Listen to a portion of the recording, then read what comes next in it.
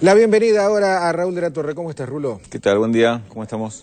Bien, felizmente, de viernes, ante un fin de semana largo, y palpitando este tema del presupuesto 2011, ¿no? Primero la oposición no dio quórum, no dio número para el debate en el recinto y ahora pide prorrogar la sesión para tratar el presupuesto 2011. Sí, y hay que empezar a pensar en el escenario de tener un 2011 sin presupuesto aprobado por el Congreso de la Nación, que es lo que anticipó la presidenta Cristina Kirchner el otro día cuando dijo todo indica que nos van a dejar sin aprobación del presupuesto. Vamos a tratar de explicar un poquito cómo sería ese escenario. Antes que eso, revisando algunos de los números que tienen que ver con este presupuesto y con algunas de las críticas más duras que se hacen de la oposición con respecto a que no reflejarían los verdaderos ingresos, los ingresos totales, o que esto sería un dibujo. Te cuento, Pedro, que el presupuesto para el año 2010, el año en curso, era de 353.000 millones de pesos, sí. El total de ingresos esperado. Los ingresos que efectivamente se va a tener el año están en el orden de los 403.000 millones de pesos, es decir, 350 contra 400.000, 50.000 millones más. ¿Qué pasó? El año 2010 fue un año de crecimiento mucho mayor al esperado, pero mucho mayor al esperado por cualquier tipo de proyección que se hiciera, no solo la que se hizo oficialmente para el presupuesto, sino inclusive las que se dieron en el sector privado. Es decir, que afortunadamente hubo un aumento importante por encima de lo que se esperaba.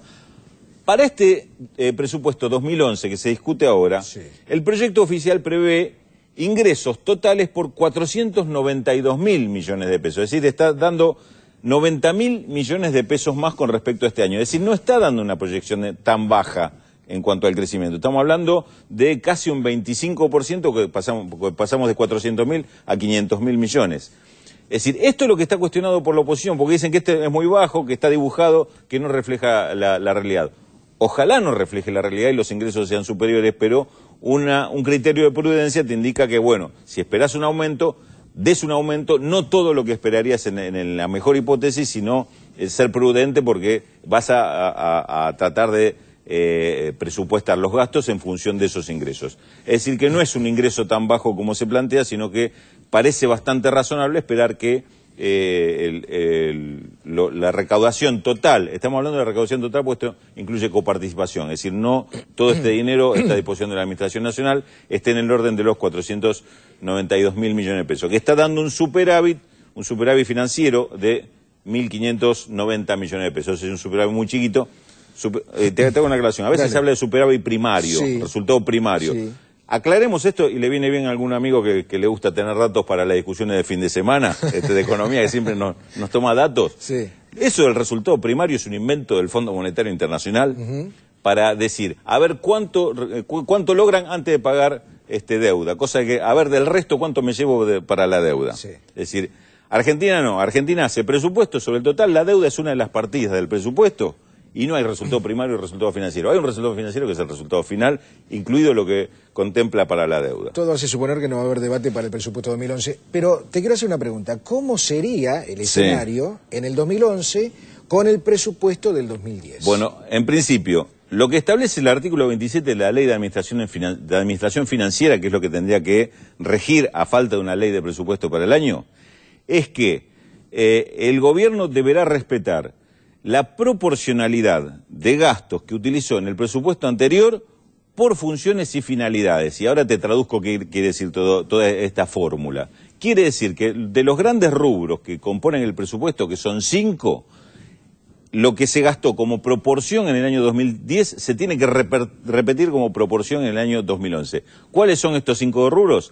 Gastos administrativos, gastos de defensa y seguridad, gastos económicos. Acá en económicos es un rubro bastante amplio que contempla, por ejemplo, el subsidio al transporte, el subsidio para compra de combustible si es que falta en el invierno, ese tipo de transferencias están dentro de este rubro gastos económicos.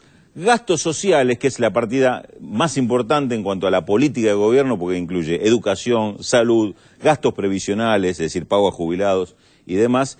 Y un quinto rubro que es el rubro deuda, como te decía, que está incorporado en el presupuesto como previsión de gastos. De estos 5 rubros deberá respetarse la proporcionalidad que se gastó en el año 2010. Es decir, que si en el 2010 les destinó, por ejemplo, a gastos administrativos, que incluyen sueldos del Estado, ponele, del 30%, en el año 2011 deberá repetir ese 30%.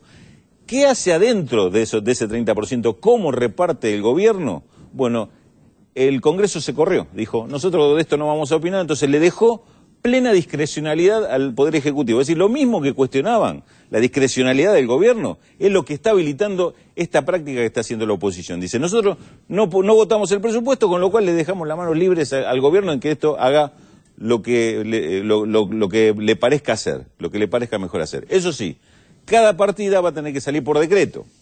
Esta es la complicación administrativa o burocrática que va a tener el año 2011. Es decir, cada partida va a tener que salir por decreto, con lo cual se necesita una serie de habilitaciones y firmas para cada asignación. Por ejemplo, te doy un ejemplo.